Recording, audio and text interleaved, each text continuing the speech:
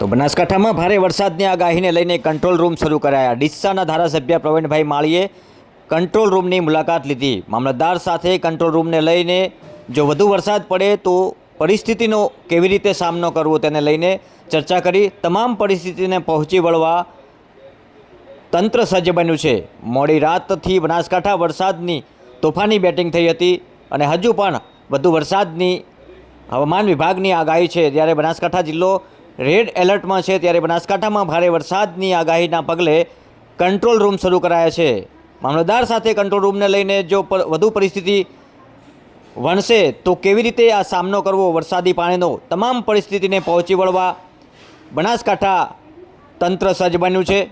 આપ જોઈ રહ્યા છો ડીસાના ધારાસભ્ય પ્રવીણભાઈ માળીએ કંટ્રોલ રૂમની મુલાકાત લીધી છે, અધિકારીઓને સજાગ રહેવાનું કહ્યું છે, સાથે સાથે પબ્લિકને પડતી મુશ્કેલીઓ કઈ રીતે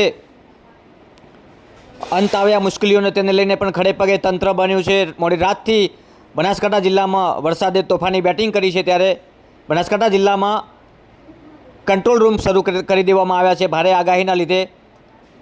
હાલમાં ડીસાના ધારાસભ્યએ કંટ્રોલ રૂમની મુલાકાત લીધી છે।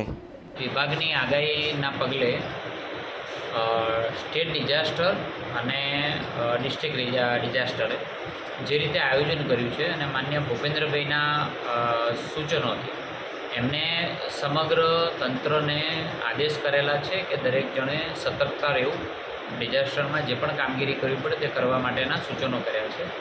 એના જ અંતર્ગત આજે હું કંટ્રોલ રૂમ એટલે ડીસા તાલુકાના કંટ્રોલ રૂમ મામલતદાર ઓફિસે આવેલો છું। એની વ્યવસ્થાઓ જોઈ છે, ખૂબ સારી વ્યવસ્થાઓ છે। પ્રજાને જે પણ કંઈ મુશ્કેલી પડતી હોય તો આપણો જે સ્ટેટ ડિઝાસ્ટર દ્વારા દરેક તાલુકાએ એક નંબર આપેલો છે, એમાં ડીસાનો નંબર 02744222250। એટલે કોઈ પણ વ્યક્તિને કંઈ પણ મુશ્કેલી ડિઝાસ્ટરને લગતી પડતી હોય તો 02744222250 ઉપર પોતે ફોન કરીને પોતાની કમ્પ્લેન જો નોંધાવે તો એ દ્વારા તમામ જે તે ડિપાર્ટમેન્ટો એના કામગીરી કરવા માટે તત્પર છે।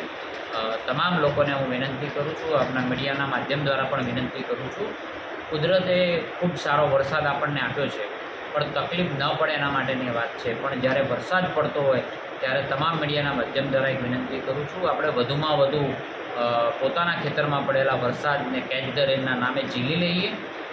વરસાદરૂપી પ્રસાદ ભગવાને જે આપણને આપ્યો છે એ બોર રિચાર્જ, કુવા રિચાર્જ કરીએ। ખૂબ બધા લોકો કરી રહ્યા છે, એના વિડીયો પણ આવી રહ્યા છે, પણ કોઈ જાનહાની ન થાય એનું પણ ધ્યાન રાખીએ। કંઈ પણ મુશ્કેલી પડે તો આપણા ડિઝાસ્ટરની અંદર જણાવવા માટે વિનંતી।